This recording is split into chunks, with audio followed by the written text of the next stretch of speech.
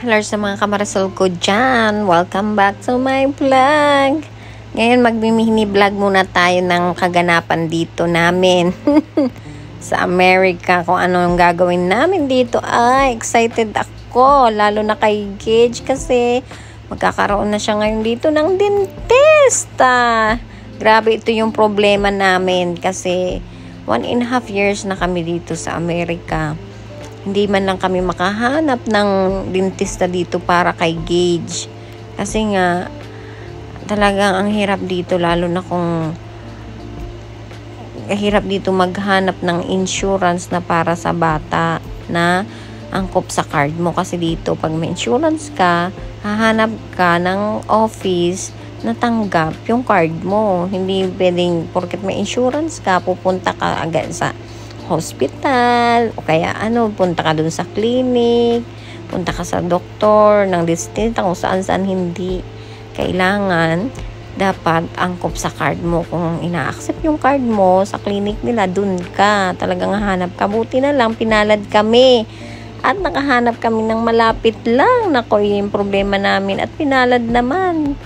4 minutes lang to sa amin. Ayan, pambata. Yan, hanggang 1 year old to 18 years old dito yung clinic na pupuntahan namin. Kaya talagang tuwan-tuwa ako para kay Gage. Diyos ko, malininisan ang teeth niya sa 1.5 years.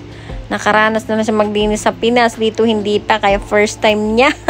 Kinakabahan niya at natatakot. Ay na nga, mag-fill up na kami. Pina-fill up ko si Kobe. Kasi syempre, alam mo naman, sa mga fill-upan, mahina tayo sa mga English.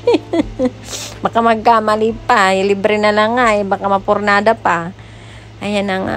Kasi pag wala ka ditong insurance, nako, laylay ang bawang-bawang ni lolo mo pag wala ka ditong insurance. Ayan, habang nag-aantay kami na tawagin, laro muna sila Gage. Dito kasi clinic pambata. Lahat yan automatic may palaruan para hindi maboard yung mga bagets. Ayun na nga si Gran, pinagtatapon na naman yung mga laruan. Small clinic lang to pero talagang ang ganda din. Tsaka comfortable ang mga bagets at may palaruan pa o mga marami. Ganun dito. Naku, si Gran talagang wala na naman pinatawad. Pinagsabog-sabog na naman ang mga laruan. Walang patawad. Mason na mason palagi. Ayan, no, tingnan mo, ipadayb-dayb pa. Ayan na nga, dito kasi pag time talaga, pag nagpapa-appointment dito, talagang dapat on time ka. Kasi pag di ka on time, malit ka mang 5 minutes, reschedule mo na yan. Ganito dito ka, strict sila sa mga time. Ayun na, tinawag na si Kuya Gage. Talagang tumakbo din si Gran at nakita. Ayun na, ni-interviewin si Gage at kami. Oh, Nad. I just first time her first, yeah. First time. Yeah. Your teeth are healthy. Sounds good? Yeah? Okay. Yeah, it will not hurt. And then when we're all done, you get a prize. You like prizes? Yeah. Okay. Wow. I'm gonna have you turn around, okay? I want you to lay down on the bed. Good job. Good job.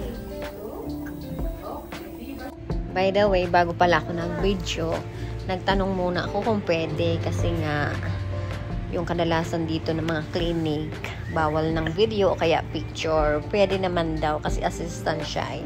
Pero pag andyan na daw yung dentista, hindi na daw pwede. Kaya habang wala pa yung dentist, siya binidyohan ko muna. Pakita ko sa inyo dito kung paano ba maglinis ng ngipin. Ayan, lilinisan muna daw yung ngipin niya para makita kung ano ba ang isi-save o hindi. Pero sabi naman ng assistant, mostly naman daw yung sira ng ngipin ni Gage, yung baby teeth niya, buti na lang. Kasi sa unahan naman niya ay wala naman mga cavity. Yung mga baby teeth lang talaga niya yung dati pa. Nasa ilalim, sa baba. Kaya yan, talaga yan yung aalisin. Pero mabilis lang naman daw pag baby teeth, hindi naman big deal. Ayan, mga cavity. Pero nalaman ko, binibilang niya yung baby teeth kung ilan. Nalaman ko pala, yung wisdom, ayan, mga regular teeth na yan ni Gage, yung sa unahan.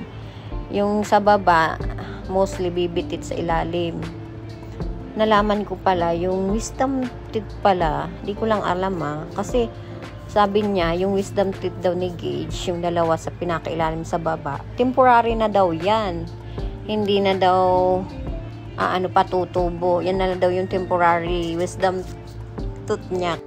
Yan, ang kagandahan naman dito sa Amerika, may bayad ka man o wala, mayaman ka man mahirap, fair dito ang treatment. Wala ditong tinatawag na VIP. Hindi katulad sa atin, pag mayaman ka, doon ka sa VIP. Pag mahirap ka, pila ka. Antay ka kung kailan ka tatawagin. Huwag kang magmamadali. Libre ka lang eh. At isa pang kagandahan dito, ayan, malalaman mo na ang resulta. Hindi ka na mag-aantay ng panghabang buhay resulta at babalik pa, diba? Agad-agad, malalaman mo na kung ano bang problema sa ngipin natin. Ang malalaman mo na instruction, ayan na kung may tumubo ba na root canal, hindi ka nais-nais na tumubo sa iyong ngipin. Alam mo na agad-agad, diba hindi na mag-worried tayo pagbalik natin o mag-aantay pa ng result. Mga lecheng result na yan, bakit kaya talaga ang tagal, no? Nakakainip lang at porkit libre ang tagal. Ako, ang reklamo nyo, libre na lang nga, reklamo pa kayo. At dito naman, ang hindi kagandahan naman, pag once nang pumasok ka na ng 18 years old, mag-age ka ng 18 years old, naku, sarili mo na, pero na lang kung rich ang parents mo, ikaw talaga lahat ang magagasto. Pero kung once mag-18 years old ka na, naku, wala nang libre-libre pa, kaya talagang bata pa lang dito, inaalagaan na nila kasi magpumasok ng 18 years old, sa'yo na lahat. Wala na, mag-work ka na, lalo na pag college, ikaw na maggagasto ng sarili mo. O diba? Ako pa naman, pag kung saan ang libre, doon ako at sa makamura. O diba? Ibabayad mo pa ba yan? Kuha mo pa yan sa bulsa? Ay, Diyos ko, ang hirap kaya ng buhay. Kaya, syempre, paraan din para makalis at makalibre. Ayan na nga, tapos na si Gage. Mamimit na namin ang tintis. Kaya see you soon in my vlog again. Bye-bye. Thank you for watching.